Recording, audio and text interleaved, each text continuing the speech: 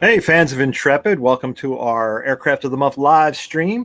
I'm coming to you from an undisclosed bunker in New Jersey, undisclosed location in New Jersey, actually my basement workshop. I'm not on the ship today. I hope you've been keeping up with all the other live streams that have been going on. They've been really wonderful. We haven't done too much in the aircraft department because we've been really busy with the Skyray. And you fans out there that know us well, you know, we got that new airplane on deck. The Skyray just really, the whole process kind of like sucked the life out of us for a good month. I think it's been a month since I've been on board.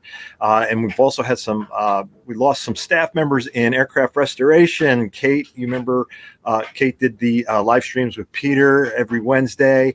And Kate accepted a position at the Smithsonian Air and Space Museum, working in their aircraft restoration department. Would have been a dream place to go. We can't fault her for going there, but we miss her very much. We have a new staff member coming on soon. You'll be introduced to him probably in about a month. Once we get everything back together, we'll be back in the hangar with Peter every Wednesday, as well as me taking over these Aircraft of the Month once in a while. So I'm Eric Boehm, the Curator of Aviation, and welcome.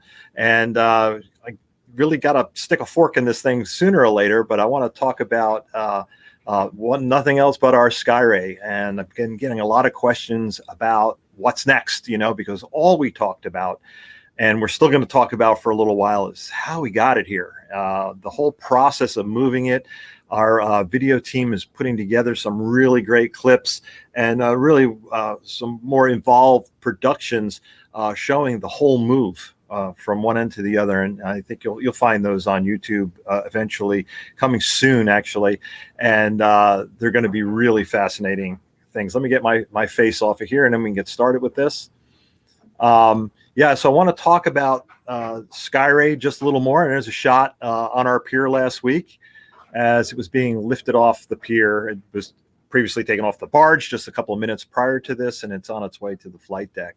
So really, next steps in research, that's what's going on now. And this is how we found it up in Connecticut.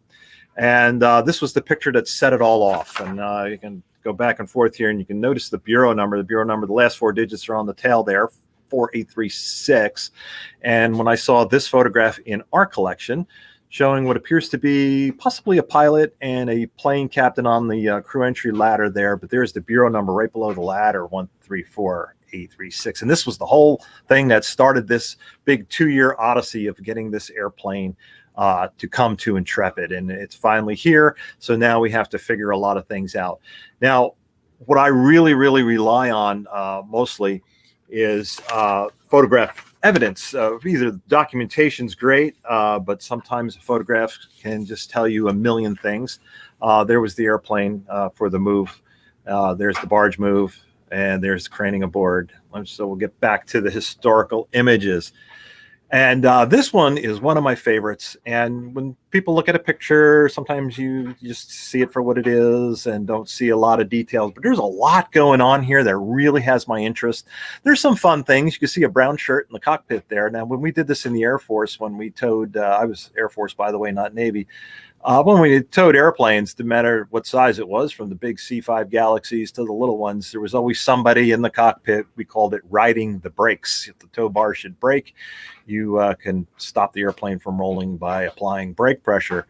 So I imagine the Navy did the same thing when they towed, have somebody ride the brakes. And you can notice his left arm is extended out and holding up the crew entry ladder, which is only it only plugs into a hole. It's a 1-point pivot, so you can actually swing it up out of the way if you want to roll the airplane. And you can see he's holding the ladder up. I thought that was interesting. This is not our airplane. This is 4866, a sister ship from the same squadron. But there's things in this photograph that I had to take note of. Just kind of working my way around it. The walkway on top of the wings, there's really safe places for ground crew to walk on a wing. And you're going to get nerded out. If you're not an airplane nerd after watching me, I'm hoping I could turn that gene on in you and turn you into an airplane nerd. But there's lots of little things here. And that walkway just interests me. The shape of it. This is a place where it's safe for ground crew to walk and lean over and work on stuff. But if you walk anywhere else, you endanger structure of the airplane. So a lot of airplanes have these. They're called walkways. It's usually a different color paint. It's sometimes called out with stenciling that say no steps here and walkway here. But this really gives me a good sense of where it is and what the shape of it is. Also, this is a color photograph, which is great. Most of the photographs from this era are black and white, which don't help me in markings at all. And if you look at the picture of the airplane now, the folks who painted it last painted the elevons and the rudder blue, dark blue with yellow stars, and that's not correct. And we have several color photographs that show that the background color on the elevons and rudder is actually black with yellow stars. So we got to get that right. Another thing that I have to glean from these photographs, and I've sifted through almost 100 photographs, and I still don't have my great answers yet. But the nose number, notice this is aircraft number 108. That's called the Modex number. It really has nothing to do with the bureau number. This is just the number the airplane gets. Usually the last two digits are assigned by the squadron. The squadron strength on the carrier in this era is about 14 airplanes. So they generally range from airplane 01 to airplane 14. When assigned to a carrier air wing and put on the carrier, they'll get that burst digit. In this case, it's a number 1. Usually fighter squadrons, number 1 series, 2s and 3s reserved for the fighter squadrons, and 3, 4s and 5s may be attack squadrons and so forth. But different, usually the fighter planes get the 1s or the 2s. In this case, the 100 series in June of 1961, when the squadron deployed on Intrepid, they got the 100 series. What else is interesting? One other thing that's interesting about this, usually the Modex is repeated on the right wing where the big AF is. Now that AF, we had this this particular code on a F3 that's the FJ3 that is on display in our hangar deck. Our Fury has the AF code. This is the Air Wing code. This is Air Wing 6. I overheard a visitor one time. He was with his young son, and the son said, "Dad, what's the AF stand for?" And he told his son, "That stands for Naval Air Force." And that's not the case. The AF is actually for Air Group 6. And if you can go back to notice the airplane as it arrived on us as wearing AH, and that is Air Group 16, I believe. And the airplane may have been assigned to Air Group 16 at one time or another. In fact, I'll show you a picture later on that kind of proves that. But lots of things going on. The Modex number is not on that right wing for some reason. So that's kind of different. Also, this is a great shot of that auxiliary fuel tank in the foreground there on the first pylon on the left wing. We've talked about this a lot in some of our videos, and this is something we want to do. This is a modification we want to make. We have to find one of these fuel tanks. That is a standard 300-gallon fuel tank, auxiliary fuel tank. And what they did is when Skyray was first designed and built, it did not have in-flight refueling capability. There was just no place to put the receptacle pipe, I guess, but it just wasn't included. And in order to extend the range on these airplanes, they wanted in-flight refueling, so they put the probe that accepts the fuel on a long pipe on a regular 300-gallon tank and mounted that to the airplane, because all those tanks that carry underneath the belly and all the multiple fuel tanks inside the wing and the fuselage, they're all plumbed together. So if you can access one of them, you can access all of them. What a great idea this was. And this was kind of in the Air Force, we called it a field modification. I don't think you'd call that on an aircraft carrier. This is a out in the fleet kind of modification that was able to be made. And they actually tested this, both this squadron and VF 74, I believe, tested this on Intrepid. So that's another story we'll get to at another date. So I started pouring through our archives and just looking for, most importantly, our airplane. I needed to find 134836 in kind of a shot where I can see what the Modex number is, because I do not know what the Modex is. And I haven't been able to find that definitively. So I said, let me do this by process of elimination. So here I can see 4824 coming in with the carrier hook down, about to make a trap landing, and Modex 104 for 4824. So I can rule that out for our airplane. Here's another shot. Here's 4828. Just coming off or just making the landing right now. Just that hook is just about to engage with Modex 103. Rule that one out. And then here's 106 for 4966. I was really getting frustrated, because I knew I had to work my way through 14 airplanes, and some of the photos are not that great. These are black and white images from the same former crew member who donated them. They're really wonderful shots.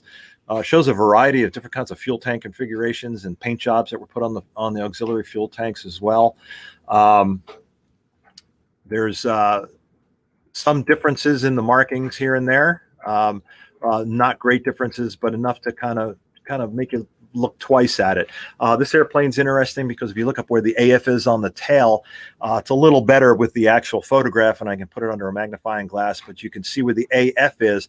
The gray, the background gray, has been repainted. So they actually took the AH from Air Group 16, where it was probably pretty previously assigned, and changed it to an F, and the gray is different. Also, the area around the Modex number has fresh gray paint, so the Modex number changed.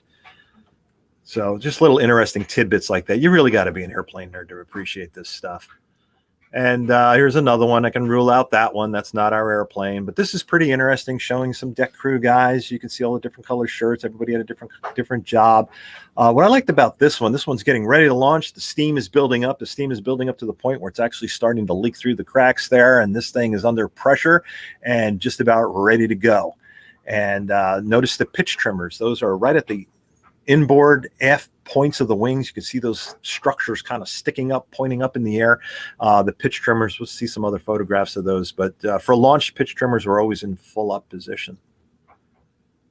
Another great shot here, and this made me realize that I probably have even several hundred more pictures to go through because of, first of all, 102, 4757, or Modex 102, and this is going to change. What I found interesting about this is it has the fuel tank modification with the in-flight refueling probe. It's got the black, the star-spangled black nose cap on it for the squadron that they painted up real pretty. But notice the pipe leading to the fitting, the intake fitting. Somebody painted it like a barber pole. That's pretty interesting, kind of eye-catching. But obviously a plane captain or somebody in the paint shop with too much time on his hands, but made it pretty, and we appreciate that because we'll probably duplicate something like that on ours when we get it done. But interesting shot, mainly because you're seeing some life on the deck again. There's an airplane in the background there with a different air group. AK was Air Group 10. Actually, Air Group 10 later on in the 1960s would go with Intrepid to Vietnam 3 times. But that is an F8U-2P for photo. That is a photo Crusader back there. You can actually see underneath the nose of 102, you can actually see the windows for the cameras. So it's kind of neat. And when I was looking at that, I said, boy, it'd be great if I ever have a photo Crusader to restore and repaint. That's a great shot that shows VFP 62 was the squadron, and it shows their markings on the wingtips and on the tail. The stripes and the color image would help, but it's great for layout and things.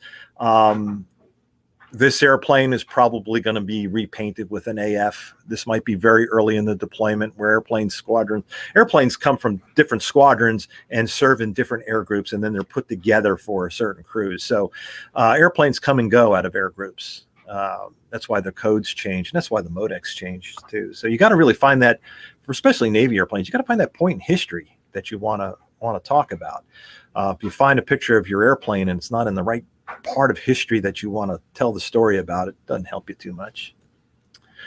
This is a great shot. First I looked at this and didn't think too much of it, but there's a whole lot going on here.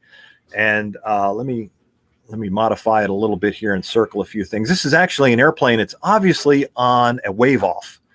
It was on approach to land, and you can see this is Intrepid. You can see the 11 right there on the aft deck, and there's the arresting wires, and looks like a bunch of guys running across the deck. What I thought was really interesting about this is notice the horizon line and the line of the ship there. Maybe an optical illusion, but I think the ship is rolling a bit. And that's what these guys had to contend with quite a bit. Landing was pitching and rolling, a pitching and rolling deck, and you're trying to land at it and trying to hit a spot on the deck that's moving. So, boy, my hat's off to naval aviators, amazing guys. But here's the same picture. I've circled a few things. First of all, there's 102 again, and that is 4757. If I zoom in on it, 4757. What this kind of helps me with is just aft of the cockpit window, there's a black circle. That is the squadron insignia. I'll show you what that looks like here in a minute. It also has a little device on the front of the jet intake, and it's a safety cage kind of thing. If there were any ran engines, the test engines on the ground, we did this in the Air Force a lot. You had these mesh. They were a kind of a heavy-duty thing. You would hang it right on the front of the airplane, right in front of the intake. This way you wouldn't suck up any loose things on the deck or people or the hats off of people or the pens out of their pockets or whatever. So it's kind of interesting that they had this installed there, but maybe they were test running the engine earlier in the day. Over number 3, there's the landing signal officer, and he's actually stepped out from in front of the screen there where the pilot approaching can see him, and really easily, but he's actually stepped out. And when you zoom in on the photo, he's actually looking at the guys circled in number 2 running across the deck. I have no idea what's going on here, but they are green shirts. The 4 guys to the right are green shirts, and the green shirt guys on the flight deck handled the resting gear and also the catapult gear. That was their job. The guy to the left, who's kind of leading the charge running away there, is in a yellow shirt, and that would have been an officer. He's probably their boss, and he's airplane spotters, but he's kind of the boss on the flight deck with all these green shirts, and you got your red shirt guys who load bombs and your purple shirt guys who load fuel. And there's a whole big story about it. I think our education department does a really good presentation on, they call it Skittles, on all the different color shirts. What else we got going? Oh yeah, number 4 there. This was interesting. This kind of helped me a lot when it comes down to figuring out the exact markings. The Modex number 102, you really can't see it great. You really got to zoom in. But the 102 is repeated on the left wing just above the outboard bar of the Stars and Bars. And I never knew that. And there's a couple of pictures that show this on different airplanes. So it must have been a pretty common practice. What is not a common practice is in number 1, that shield, the squadron logo behind the right behind the cockpit there, that black circle. Another thing was interesting. I noticed off in the car, I start looking at these pictures and start seeing some sorts of stuff. There's an A4 Skyhawk in the foreground. There's a Skyrator behind the Skyray, kind of a lot of fun stuff going on here. Easy to identify those squadrons. And there's a ship, number 5 circle. There's a ship over there, and I was wondering what that was. So, but as I started sifting through this collection from this former crew member, there's the VF-162's logo and the Hunters. And here's a trivia question for you. What is that? What is the logo? So I'm not going to wait for answers. That, of course, is Orion. But the real trivia question is, why is that one star up in his upper right chest there red? What does that star represent? See if you know what star that is. All right. Anyway, so here is the next photo in that collection. That could be the same airplane that had the wave off, came around and tried it again. 112. It gives me another Modex number to rule out for our airplane. 112 was 4814, and oh darn. This was also, I made a note on this one about the black and yellow stars. This was one of the first sets of photos I was coming across at the time. And there's that ship in the background. That is the heavy cruiser, USS Newport News, was along with Intrepid. So for ship nerds, I'm a little bit of a ship nerd, mostly an airplane nerd, but that's kind of fun to kind of see that in its at sea configuration. The photograph it's pretty clear. The airplane's been pretty good focus. The ship in the background is not, but the hull number was pretty easy to find and figure out what it was. Just a real interesting photograph. There's another shot of a fuel tank. They did not put the probe on the right wing. It was always on the left wing, fuel tank. I think it was easier for the pilot to look over his left shoulder or to approach the tanker, whatever the tanker airplane. There must have been a reason. I'll find out when I do some more research, but why it was always on the left wing. might have an interesting story to it. So here's another shot. It was just a crowded deck shot that somebody took from the island, and there's all sorts of airplanes there. We can see lots of Skyhawks, and there's the nose 913 was the nose of a Crusader right there, and then we have a couple of Skyrays in the shot. And so I could see that yellow band.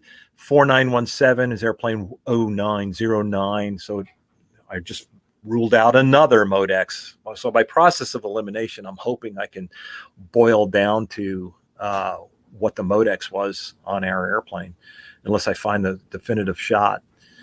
There's the patch after the cockpit again, and then the Modex on the wing. So this was really interesting. I'm wondering, the pitch trimmers are up. Notice the pitch trimmers are in an up position on both of these airplanes. And then there's a box of stuff over here. I don't know what that box of stuff is, but somebody was working on something.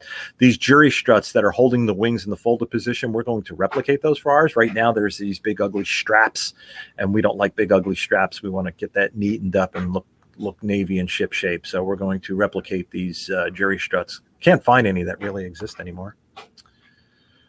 And I came across this picture, and I didn't really pay attention right away. I saw 108 here. Unfortunately, it doesn't show its bureau number. So from what I could find, 108, there was 2 different airplanes that wore 108. I don't know which one this is. And there's a multitude of reasons why there was several of the airplanes in the squadron during this deployment changed their numbers. There was 2 101s. There was 2 102s. There was 2 108s. 2 109s, and 101, the second 101 actually started life with this cruise as 114. Now, there's reasons that airplanes come and go and the numbers change. An airplane may need some heavy maintenance and has to be removed from the ship, and an airplane coming in to take its place will take its number, its Modex number, not its bureau number. Or they, just moving things around. Many different reasons. There was actually, tragically, 2 pilots lost on this cruise, and I'm having trouble finding more details out about it. I know their names. There was Lieutenant J.G. Jim Stratton and Ensign Fred Gayer were 2 pilots lost on this cruise, aircraft and all. So there's a couple of reasons why airplane, and so I have to find this research. I got to find it. I'm going to keep digging. I did find that Jim Stratton is buried right up here in New York State, up near Schenectady. That must be his family home up there. I haven't found out much about Fred Gayer yet. Still working on that, but I want to find the details about these aircraft losses and where they were and what were the circumstances behind it.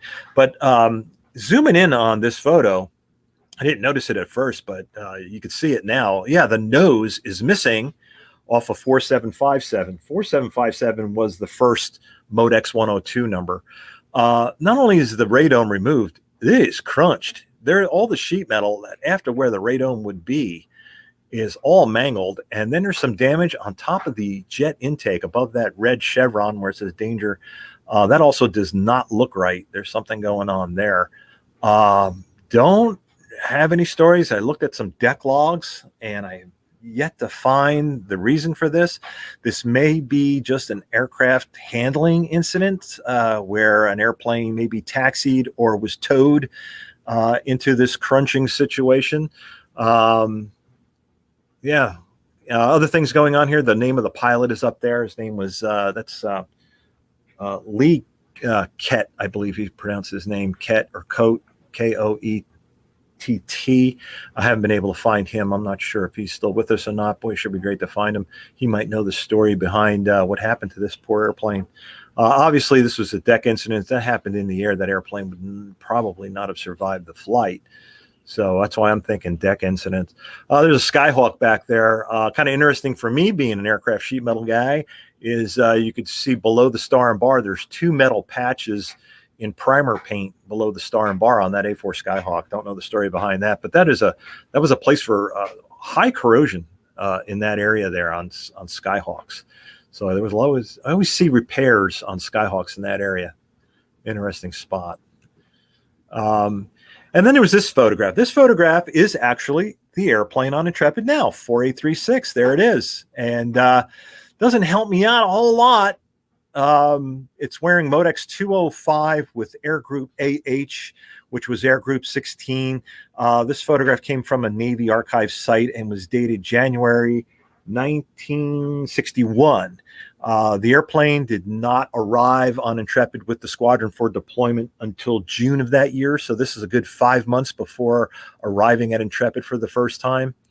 What's interesting, it's wearing a Modex. It's wearing airplane number 5. It wasn't airplane number 5 when deployed on Intrepid, so it got its number changed, but 4836 with an AH. And funny thing about Air Group 16 AH is that it was just came online about 4 or 5 months prior to this photograph. It was a brand new Air Group.